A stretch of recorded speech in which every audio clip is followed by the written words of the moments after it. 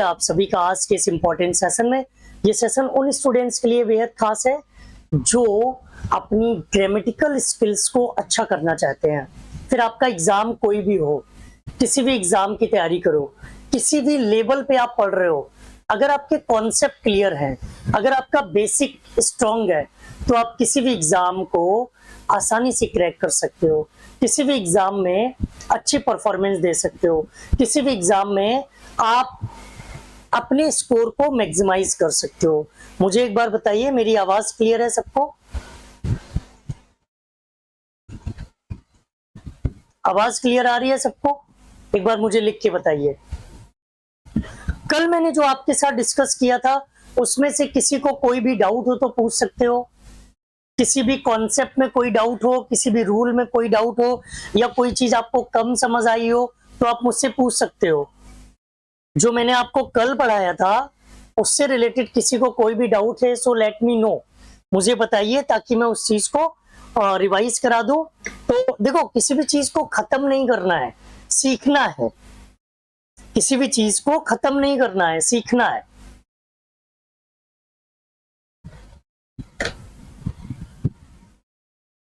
ठीक है, चलिए। तो नाउन एंड नंबर के कुछ एक दो रूल्स और रह गए हैं, उनको और डिस्कस कर लेते हैं, फिर आगे बढ़ते हैं। नाउन एंड नंबर में मैंने कल आपको बताया था कि अगर किसी वर्ड के लास्ट में यूएम आए तो यूएम को हटाकर हम ए कर देते हैं। यूएम वाला पार्ट कैसा रहता है? यूएम वाला रहता है सिंगुलर, और जब हमने उसको ए कर दिया तो वो कैसा हो जाता है? फिर वो हो जाता है आपका प्लूरल। ये मैंने आपको कल की क्लास में बताया था। मुझे नहीं लगता कि किसी को इसमें कोई दिक्कत होगी। इसमें तो किसी को कोई दिक्कत नहीं होगी ना?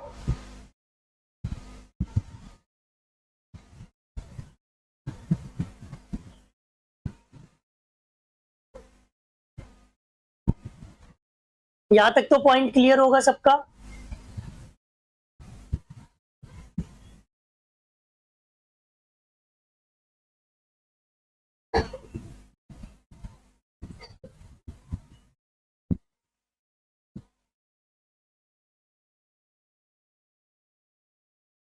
ठीक है, यहां तक क्लियर होगा ना सबका पॉइंट? किसी को कोई दिक्कत तो नहीं इसमें? इस वाले पॉइंट में तो किसी को दिक्कत नहीं है ना?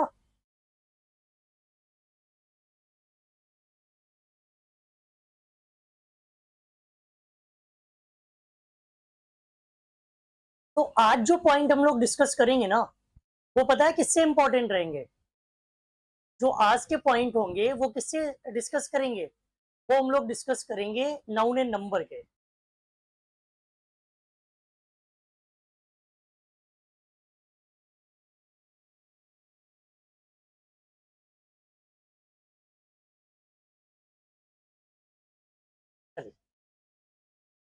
जैसे इसमें मैंने आपको स्टेडियम बताया था,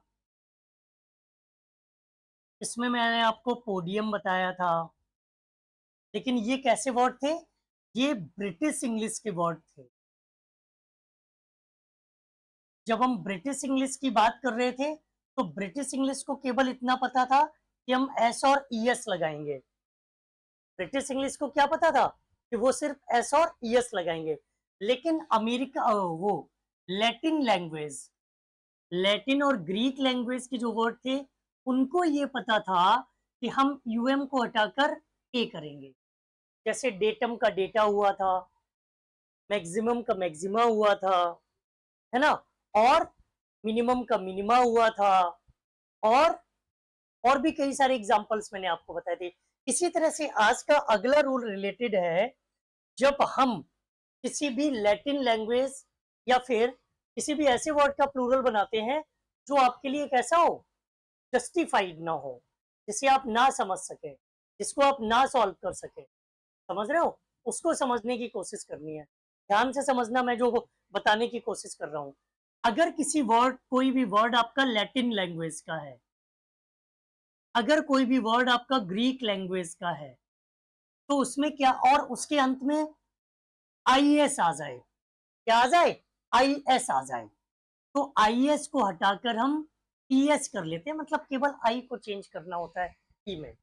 केवल किसको चेंज करना, आई को ई में। तो ये ग्रीक और British American language, sorry Greek और लैटिन लैंग्वेज के वर्ड है। इनके कुछ वर्ड देखो, इनका सिंगुलर और इनका प्लूरल बिल्कुल अलग अलग यूज होगा, ध्यान से समझना। जैसे इसमें एक वर्ड आता है थीसिस, इसमें इसमें एक वर्ड आता है बेसिस, इसमें एक वर्ड आता है ओएसिस। देखो सबके अंत में क्या मिल रहा है, सबके अंत में आईएस मिल रहा है। इसमें एक वर्ड आता है क्राइसिस, इसमें एक वर्ड आता है एनालिसिस, आईएस आ रहा है सब में। एनालिसिस हो गया, बीसिस हो गया, न्यूरोसिस भी कर सकते हो, न्यूरोसिस भी ऐड कर लो। आईएस अगर किसी वर्ड के अंत में आएगा और उसका आपको प्लूरल बनाना हो तो आईएस को हटाकर हम ईएस कर लेते हैं। तो देखो थीसिस का क्या हो जाएगा, THESES।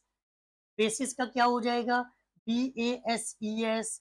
ओएसिस का क्या हो जाएगा, OASES। क्राइसिस का क्या हो जाएगा, CRISES। एनालिसिस का क्या हो जाएगा, ANALSES।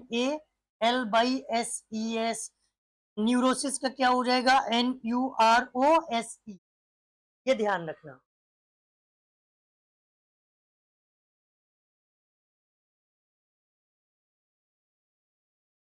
देख लो ध्यान से।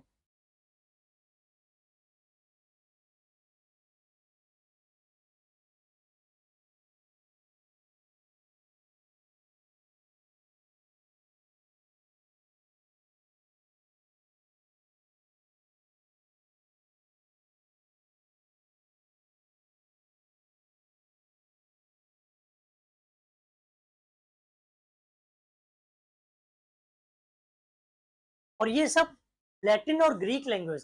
देखो ब्रिटिश इंग्लिश को सिर्फ एक ही रूल पता है, ब्रिटिश इंग्लिश ये जानता है कि प्लूरल बनाना है तो SEIS लगा लो बस, बाकी ब्रिटिश इंग्लिश को कुछ नहीं पता है। ठीक है, ये ध्यान रखना। और इसमें ओएसिस का मतलब होता है जो गार्डन होते हैं ना, गार्डन के लिए यूज कर। नेक्स्ट रूल काफी इजी है, मुझे लगता नहीं है कि कभी इससे रिलेटेड क्वेश्चन आपको कंफ्यूज करेगा, बट मेरी रिस्पॉन्सिबिलिटी है आपको पढ़ाने की। कुछ ब्रिटिश इंग्लिश के वर्ड ऐसे होते हैं, अब मैं ब्रिटिश इंग्लिश की बात कर रहा हूँ।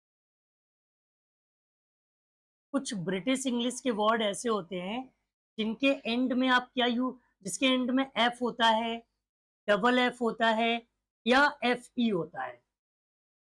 ब्रिटिश इंग्लिश के कुछ वर्ड ऐसे होंगे जिनके लास्ट में क्या होगा, एफ होगा, FE होगा या डबल एफ होगा। अब अगर हम इनका प्लूरल बनाएंगे तो उन एफ या FE, जब FE या डबल एफ आपके पास होगा तो ये सिंगुलर होगा। प्लूरल में क्या करोगे, प्लूरल में आपको रिमूव करना है किसको, रिमूव FE और डबल एफ, और ऐड क्या कर देना है इसकी जगह पर, यूज VES। अगर किसी शब्द के अंत में FE या डबल एफ आ जाए और आपको इसका प्लूरल बनाना हो तो प्लूरल बनाने के लिए आपको क्या करना पड़ेगा, तो प्लूरल बनाने के लिए आपको FE और डबल एफ को हटाकर VES कर देना होगा। क्या कर देना होगा, जैसे कई सारे वर्ड्स हम लोग पढ़ते भी हैं लेकिन कुछ ऐसे भी हैं जहां पर VES ना हटके सीधा S लगाना पड़ता है, कुछ ऐसे भी हैं जिनमें हम VES ना करके सीधा S ही लगा देते हैं, वो भी आपको ध्यान रखने पड़ेंगे, और जिनको हटा देते हैं वो भी ध्यान रखने पड़ेंगे। तो देखो दोनों समझो, जैसे वाइफ का बनाओ, जैसे लाइफ का बनाओ, जैसे वोल्फ का बनाओ, जैसे हूफ का, हूफ नहीं, हूफ अलग रखो। अब इसमें वाइफ का क्या हो जाएगा, WIVES, LIVES, WOLVES, leaf, LEAVES, Cliff, CLIFFS और CLIVES, दोनों बन जाते हैं इसके, लेकिन ये ज्यादा पॉपुलर है, ध्यान रखना। ठीक है, ये तो हो गए जो ब्रिटिश इंग्लिश या वाइफ, ब्रिटिश इंग्लिश का वर्ड नहीं है, वाइफ लैटिन लैंग्वेज का वर्ड है। ठीक है, ये तो हो गए आपके लैटिन लैंग्वेज वाले। और ब्रिटिश इंग्लिश को तो एक ही चीज पता है कि हमें प्लूरल बनाना है तो SEIS लगाना है। तो इसमें देखो बिलीफ, क्लिफ अभी लिखा था, दोनों में आ जाता है। क्लिफ दोनों में रहेगा, ध्यान रखना। सेफ, टर्फ, ये भी आपने देखा होगा कि कई बार इसको सॉल्व करने की कोशिश की होगी। ठीक है, चीफ, बनाओ इनके प्लूरल, ये तो बना ही सकते हो ना। गल्फ, स्ट्राइफ, देखो बिलीफ का बनाओ PELIEFS, क्लिफ का बनाओ CLIFFS, सेफ का बनाओ SAFES, टर्फ का बनाओ TURFS, चीफ का बनाओ CHIEFS, गल्फ का बनाओ GULFS, स्ट्राइफ का बनाओ STRIFES। इसी में रूफ भी ऐड कर लो, रूफ का रूफ्स, इसी में हुफ भी ऐड कर लो, हुफ का हुप्स,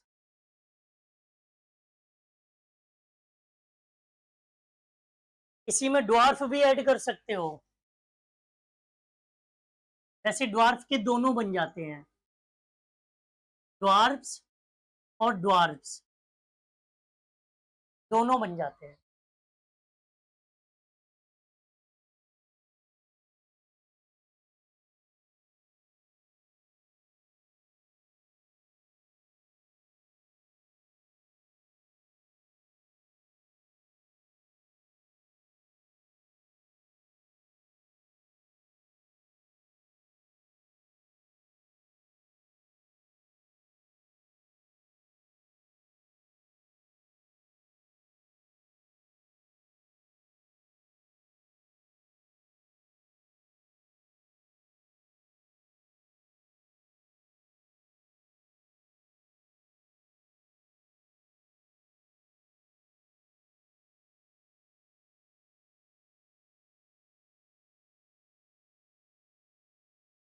ठीक है, getting my point. Speed moderate है मींस इंक्रीज करनी है क्या या डिक्रीज करनी है? मेरा इंटेंशन सिर्फ आपको सिखाना है, और जब आप सीख जाओगे तो स्पीड अपने आप बढ़ जाएगी। अगर आप सीख जाओगे तो स्पीड अपने आप आपकी इंक्रीज हो जाएगी। अगर मॉडरेट है तो इनिशियल स्टेज पे जब बेसिक्स आपको पढ़ना है, तो आप मॉडरेट बता रहे हो, तारीफ कर रहे हो, या फिर चेंज करने की बात कर रहे हो? मुझे बता दीजिएगा।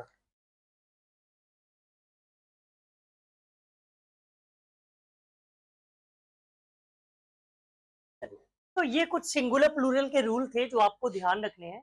कुछ ऐसे रूल्स हैं जो बहुत कंफ्यूज करते हैं हम लोगों को, जो बहुत कंफ्यूज करते हैं। जैसे हमने बात की पुअर, पुअर, रिच, ब्लाइंड, सिक, यंग, डेफ, डम, हैंडीकैप्ड।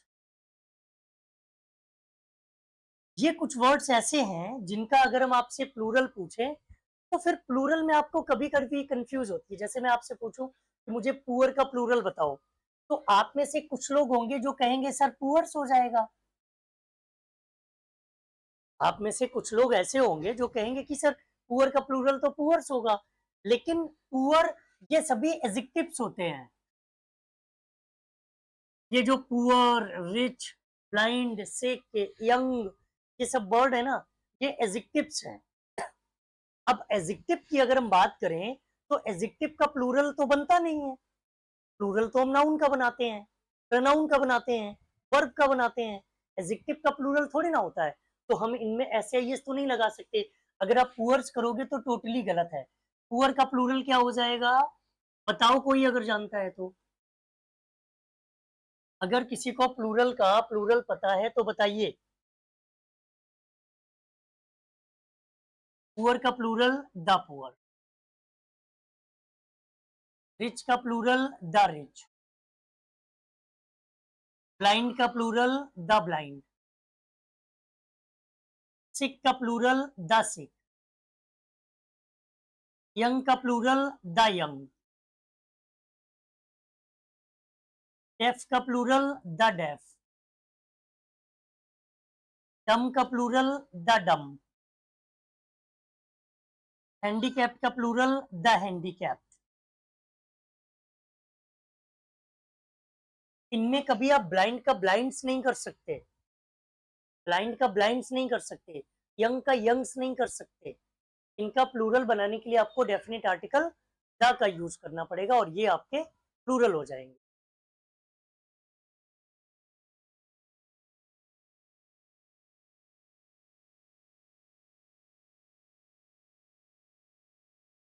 ठीक है,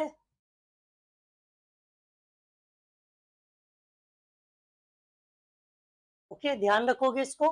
अब ये बताओ, ये वाले जो हैं इनके साथ प्लूरल, ये प्लूरल नाउन है, तो इनके साथ आने वाली वर्ब कैसी होगी? इनके साथ आने वाली वर्ब प्लूरल ही आएगी।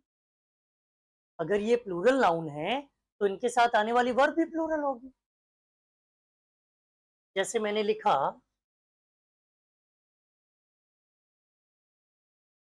The poor are honest. अब द पुअर इज करोगे तो गलत हो जाएगा। अगर आपने लिखा द पुअर इज ऑनेस्ट तो ये गलत हो जाएगा, क्योंकि द पुअर कैसा होता है? क्योंकि द पुअर प्लूरल होता है। अगर कोई नाउन प्लूरल है तो उसके साथ वर्ब भी प्लूरल आएगी। अगर कोई नाउन प्लूरल है तो उसके लिए आने वाली वर्ब भी तो प्लूरल ही होगी। कोई शक? ठीक है। अगर हम पुअर मैन की बात करें तो ये सिंगुलर है। इसका प्लूरल पूछा जाए तो क्या हो जाएगा? Poor mean. क्योंकि मैंने बताया था, अगर किसी नाउन में MAN या WOMAN, मैन या वुमन है और बाद में है, तो हम दोनों का प्लूरल नहीं बनाएंगे, सिर्फ मैन और वुमन का प्लूरल बनाते हैं। ठीक है, इसमें किसी को कोई शक?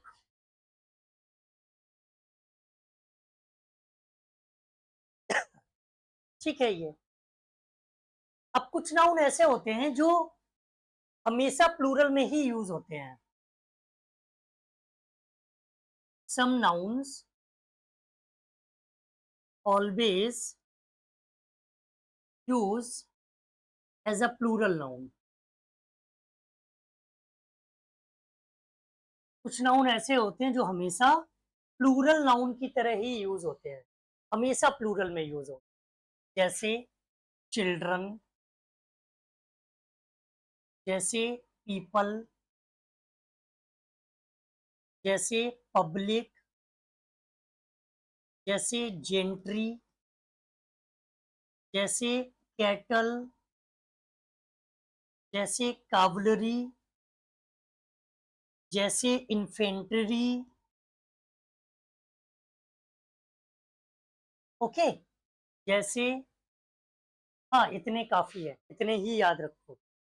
ये सब प्लूरल होंगे। इनमें से किसी का मीनिंग ना पता हो तो पूछ लीजिए, मैं बता देता हूं।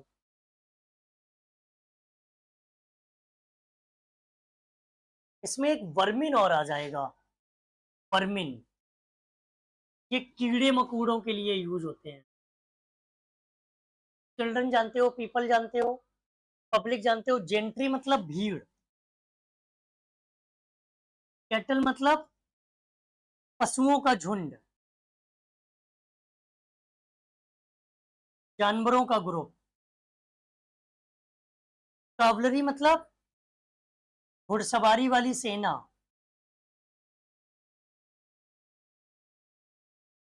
इन्फेंट्री मतलब पैदल सेना। इसी में एक आर्टिलरी आर्टिलरी भी आ जाएगा, ये भी सेना ही है। तो ये सब प्लूरल होंगे, और अगर ये प्लूरल है तो इनके साथ हमेशा प्लूरल वर्ब आएगी।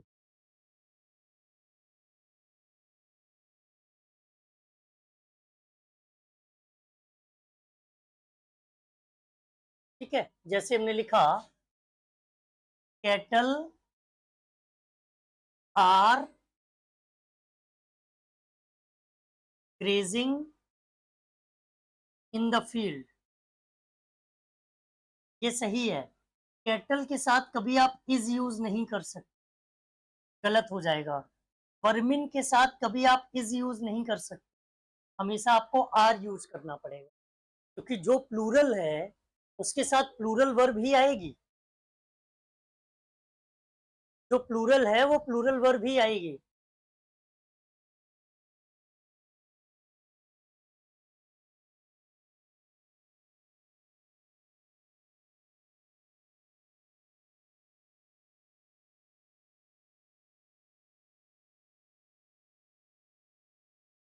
Okay, getting my point.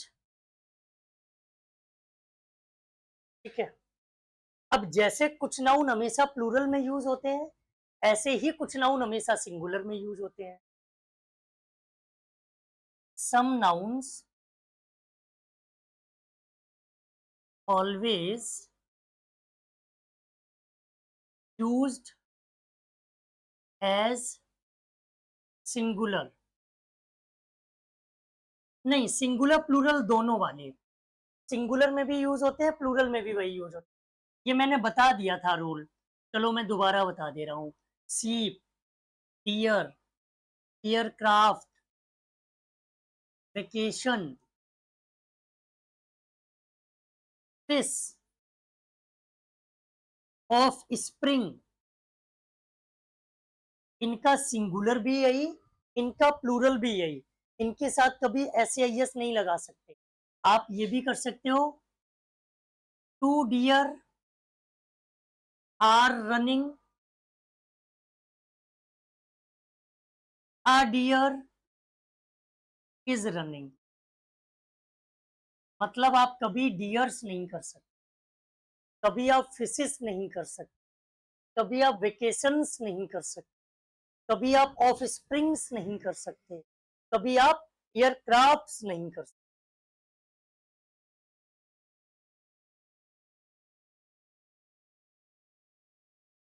ठीक है, कभी कभी मेरे पास ऐसे वर्ड्स होते हैं जैसे मिलियन, बिलियन, हंड्रेड, थाउजेंड,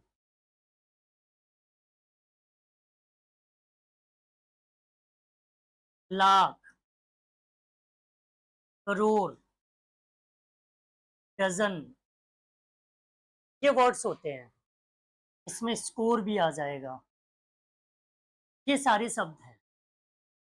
क्या होता है, कभी तो हम इनको प्लूरल में यूज करते हैं, बिलियंस, मिलियंस, हंड्रेड्स, थाउजेंड्स, कभी हम इनको सिंगुलर में यूज करते हैं।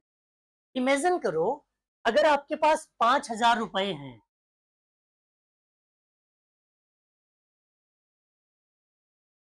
आपके पास 5,000 रुपए हैं, तो इसको आप 5,000 रुपीज बोलोगे?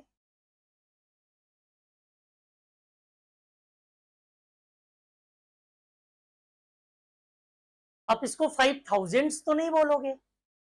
अगर इन शब्दों से पहले कोई भी न्यूमेरिकल वर्ड आ जाए, 2, 3, 4, 5, 6, 7, इनके साथ कोई भी न्यूमेरिकल वर्ड आ जाए, तो इनका प्रयोग हमेशा आप कैसे करोगे?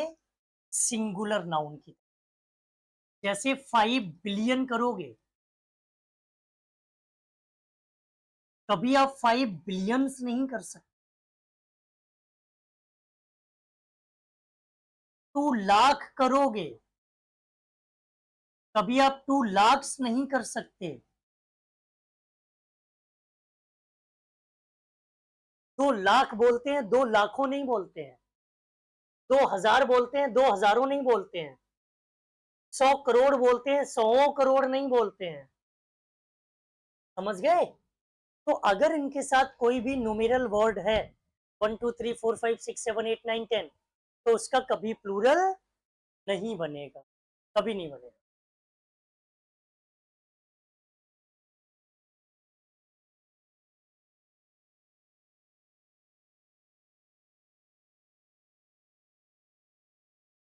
ठीक है?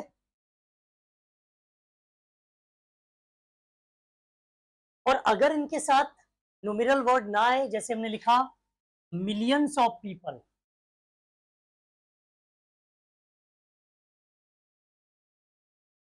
अगर हमने ऐसे लिख दिया मिलियंस ऑफ पीपल, क्या लिख दिया? मिलियंस ऑफ पीपल, तो ठीक है ये। लेकिन आप 5 मिलियंस ऑफ पीपल नहीं कर सकते। 5 मिलियंस ऑफ पीपल नहीं कर सकते। अगर 1 2 3 4 5 है तो ये सिंगुलर में ही यूज करने पड़ेंगे आपको।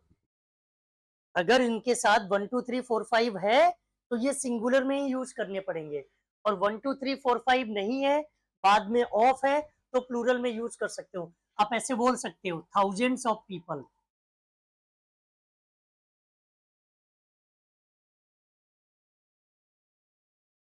थाउजेंड्स ऑफ पीपल आप बोल सकते हो, लेकिन 5,000 नहीं बोल सकते। आप ऐसे नहीं बोल सकते 10,000 ऑफ पीपल, ये फिर गलत हो जाए। यहां तक बताइए कोई दिक्कत हो? नाउन के टाइप्स हो गए, सिंगुलर प्लूरल हो गए, नाउन से रिलेटेड जितने रूल्स हो सकते थे वो सब करा दिए मैंने। अब बारी आती है नाउन एंड केस की। केस को डिस्कस करेंगे। केस समझते हो ना? नाउन एंड केस, कारक, उसको डिस्कस करेंगे अब। नाउन एंड केस पर वर्क करेंगे।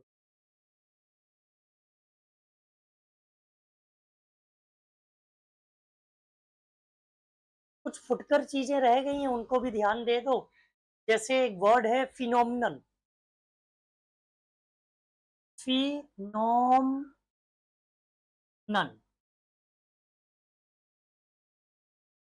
स्पेलिंग गलत हो रही है, अभी सही करते। एक वर्ड है क्राइटेरियन,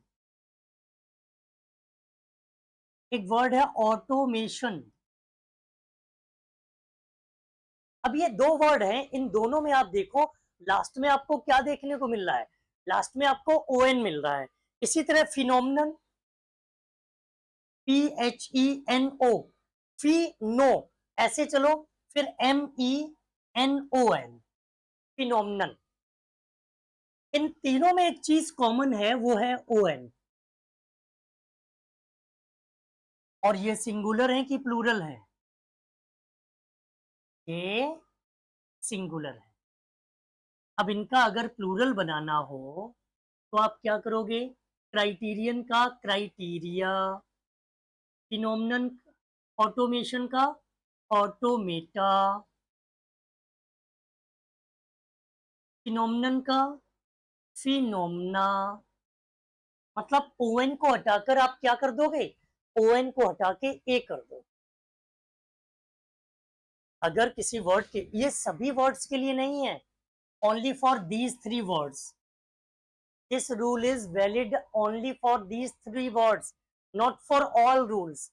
अगर कभी आपको डिमोन मिल जाए, कभी आपको इलेक्ट्रॉन मिल जाए, कभी आपको प्रोटॉन मिल जाए, तो इनका आप प्लूरल बनाओ एस लगा के, डिमोन्स, इलेक्ट्रॉन्स, प्रोटॉन्स। लेकिन इन 3 वर्ड्स में आप क्या करोगे? ओएन को हटा के ए करो। That's the main point, that's the main concern. Getting my point? याद रखोगे इसको, और मुझे नहीं लगता कि इसमें और कुछ भी है। अब बात करते हैं नाउन एंड केस।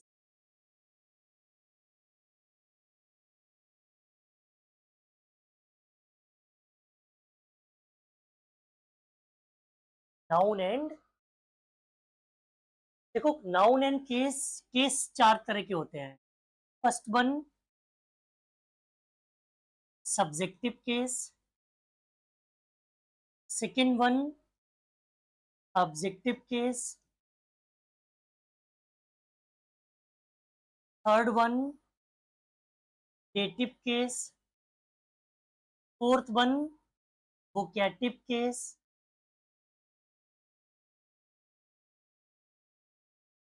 और फाइव वन पॉजेसिव केस।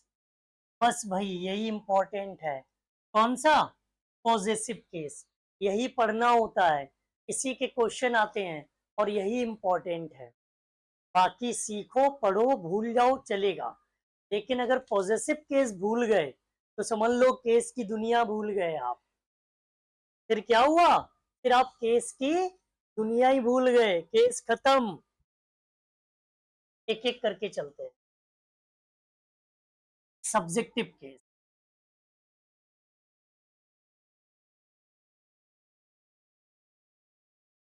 जब नाउन सब्जेक्ट की तरह यूज हो, जब नाउन सब्जेक्ट की तरह यूज हो तो वो क्या होगा? वो सब्जेक्टिव केस होगा। जैसे हमने लिखा राम इज प्लेइंग, यहां पर राम नाउन है, सब्जेक्ट है, इसे हम सब्जेक्टिव केस बोले।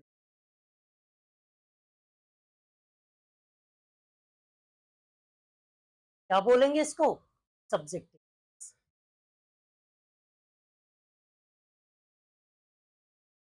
जब भी कोई नाउन सेंटेंस में सब्जेक्ट की तरह यूज होगा तो उसे हम सब्जेक्टिव केस बोलेंगे। इसे ध्यान से समझना, ये ना एक केवल कॉन्सेप्ट नहीं है, ये एक कॉन्सेप्ट नहीं है, ये एक बेसिक है आपका।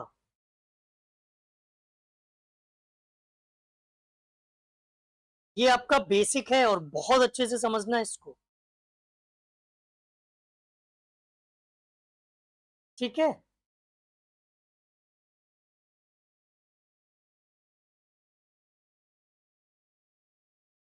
ओके। देखो सब्जेक्टिव केस को एक और नाम दे सकते हो, नॉमिनेटिव केस। भाई इसमें नाउन का यूज होता है, सब्जेक्ट का यूज होता है, तो सब्जेक्टिव केस को आप नॉमिनेटिव केस भी कह सकते हो, और ऑब्जेक्टिव केस को आप एक्यूजेटिव केस भी कह सकते हो। क्या कह सकते हो? Accusative case.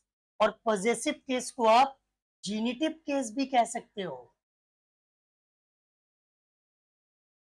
ये नाम याद रखना, न कभी सुनने में मिले कि जेनिटिव केस क्या होता है तो आपको अरे ये तो कुछ अलग ही होता है। वो एक ही होता है। जेनिटिव केस क्या होता है? जेनिटिव केस आपका एक ही होता है, कुछ अलग नहीं होता है वो। ठीक है? सब्जेक्टिव केस समझ गए? सब्जेक्टिव केस का दूसरा नाम क्या है? सब्जेक्टिव केस का ही दूसरा नाम नॉमिनेटिव केस भी है। सब्जेक्टिव केस का ही दूसरा नाम क्या है? Nominative case. फिर आता है ऑब्जेक्टिव केस,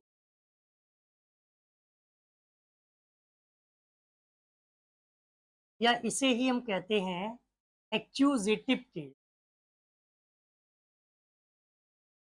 इसे ही हम क्या बोल सकते हैं? इसे ही हम एक्यूजेटिव केस बोलते हैं। जब नाउन सब्जेक्ट के रूप में यूज हो रहा था तो सब्जेक्टिव केस था, जब नाउन ऑब्जेक्ट के रूप में यूज होगा तो ऑब्जेक्टिव केस होगा। जब नाउन ऑब्जेक्टिव केस में यूज होगा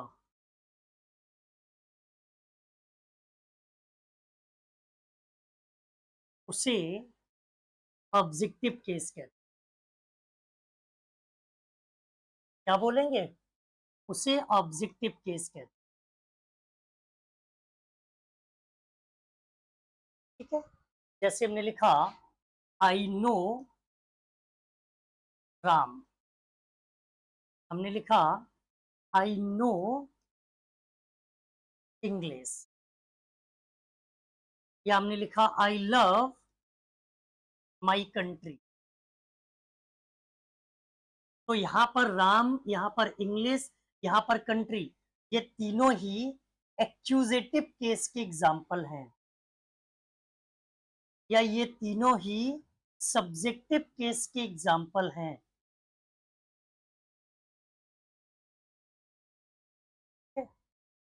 सॉरी, सब्जेक्टिव नहीं, ऑब्जेक्टिव।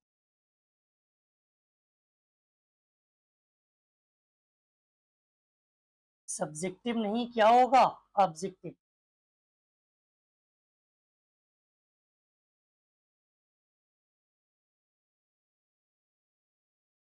ठीक है, ये समझ आ गया। डेटिव केस,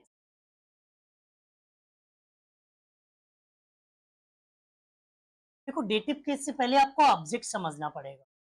सेंटेंस में ऑब्जेक्ट आपका दो तरह का होता है, एक डायरेक्ट जो नॉन लिविंग होता है, एक इनडायरेक्ट जो लिविंग होता है।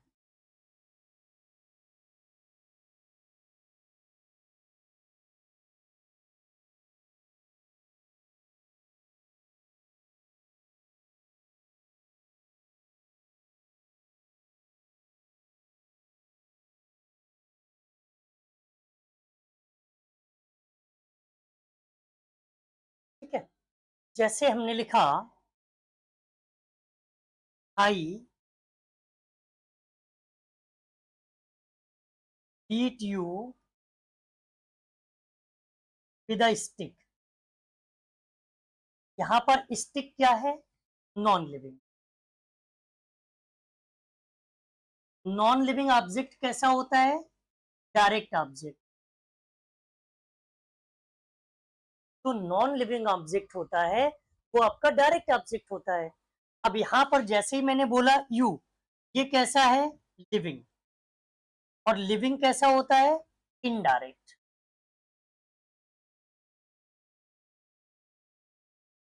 ये कैसा है? Indirect object. फिर से मेरी बात को सुनिए, अगर किसी सेंटेंस में आपको डायरेक्ट और इनडायरेक्ट दोनों ऑब्जेक्ट मिल जाए, डायरेक्ट मतलब नॉन लिविंग, इनडायरेक्ट मतलब लिविंग, ठीक है, अगर व्यक्ति और वस्तु दोनों ऑब्जेक्ट किसी सेंटेंस में, तो जो इनडायरेक्ट ऑब्जेक्ट होता है उसे हम डेटिव केस कहते हैं। ये याद रखो तो अच्छी बात है, और भूल जाओ तो बहुत अच्छी बात है। अगर ये आपको याद रहे तो अच्छी बात है, और भूल जाओ तो बहुत अच्छी बात है। बहुत लोड मत लेना इस, क्योंकि इसके क्वेश्चन नहीं बनते। इसके क्वेश्चन बनते जरूर नहीं है, लेकिन ये आपके बेसिक्स के लिए इंपॉर्टेंट है। इसका बेसिक पता कब काम आएगा आपको? इसका बेसिक आपको काम आएगा जब आप एक्टिव और पैसिव वॉइस पढ़ो। वहां पर जब दो ऑब्जेक्ट वाले क्वेश्चन आएंगे, तब इसकी जरूरत पड़ेगी। तो ऑब्जेक्ट आपके दो तरह के होते हैं, डायरेक्ट, एक इनडायरेक्ट। डायरेक्ट नॉन लिविंग होता है और इनडायरेक्ट लिविंग होता है। तो I beat you with a stick, ये नॉन लिविंग है तो डायरेक्ट ऑब्जेक्ट। लिविंग कैसा हो गया? इनडायरेक्ट। ठीक है, तो जो इनडायरेक्ट ऑब्जेक्ट होगा उसे हम डेटिव केस कहते हैं। फिर आता है वोकैटिव case.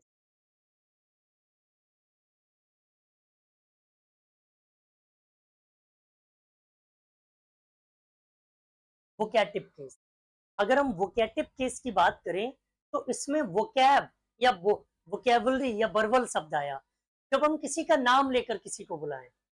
Where are you going? Where are you going? Mister Ram. अब राम यहां पर क्या हो गया? राम यहां पर वोकैटिव केस। राम कैसा हुआ यहाँ? राम यहां पर वोकैटिव केस। अगर हमने ऐसे ही लिखा what are you doing Saanvi, तो यहां सानवी क्या है? यहां सानवी वोकैटिव केस है। मतलब जब हम किसी का नाम लेकर उसको बुलाएं, जब हम किसी का नाम संबोधित करें, तो वो आपका वोकैटिव केस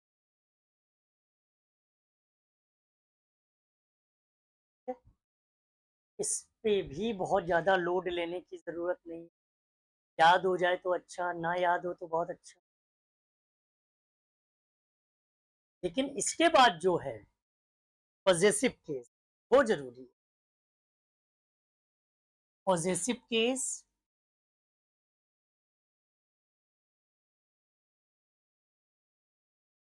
या इसी को हम क्या बोलते हैं, जीनिटिव केस। ये इंपॉर्टेंट है, इसी के क्वेश्चन। इसमें क्या होता है कि हम नाउन के साथ एपोस्ट्रोफी लगा देते हैं, जैसे राम्स कार, जैसे सानवीज टॉय, जैसे sister in laws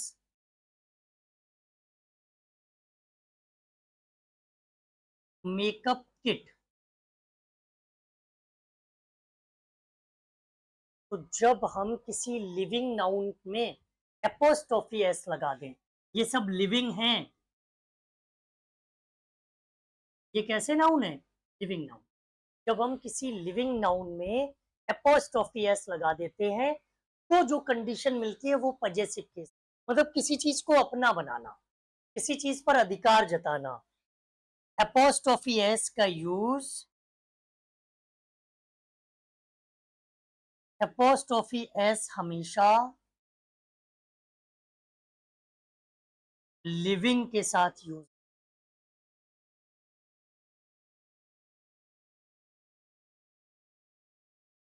apostrophe S का यूज आप केवल किसके साथ करोगे, एपोस्ट्रोफी एस का यूज आप केवल लिविंग के साथ करोगे, नॉन लिविंग के साथ यूज नहीं होगा। आप ऐसे नहीं लिख सकते, कार्स व्हील, गलत। ऐसी कंडीशन में आपको द व्हील ऑफ कार करना पड़ेगा।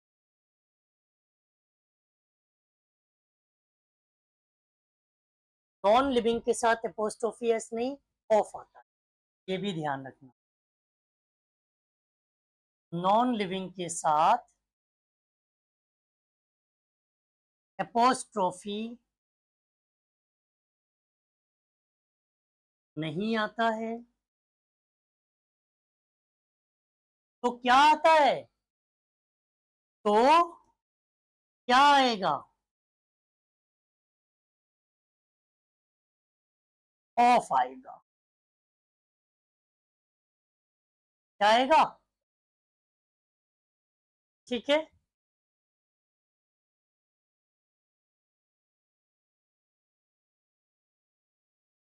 ठीक है, तो इतना ही रखते हैं फिर आज के लिए। एपोस्ट्रोफी तक पहुंच गए हैं। कल एपोस्ट्रोफी के रूल 10-15 मिनट में खत्म हो जाएंगे और फिर 2-3 क्लास में बढ़िया से प्रैक्टिस करेंगे नाउन के क्वेश्चन की। हर लेवल के नाउन के क्वेश्चन सॉल्व करेंगे, इजी टफ, बहुत इजी, बहुत टफ, हर तरह के क्वेश्चन सॉल्व करेंगे। ठीक है, हर तरह के क्वेश्चन को सॉल्व करने का प्रयास करें।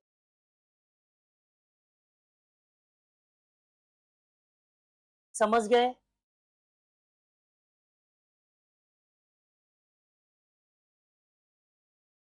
Getting my point?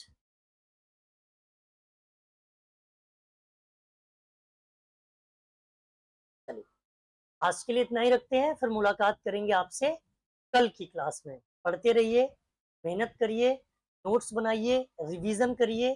अगर कोई डाउट है तो हमसे जरूर पूछो। मेरा मकसद सिर्फ ये नहीं कि मैं अपना काम करके चला गया, मेरा असली मकसद है आपके डाउट्स को क्लियर करना। अगर आपके डाउट्स मैंने क्लियर कर दिए तो मेरा पढ़ाना सफल हो गया, मेरी मेहनत सफल हो गई, और यही मुझे चाहिए। ठीक है, आज के लिए इतना ही। नमस्कार।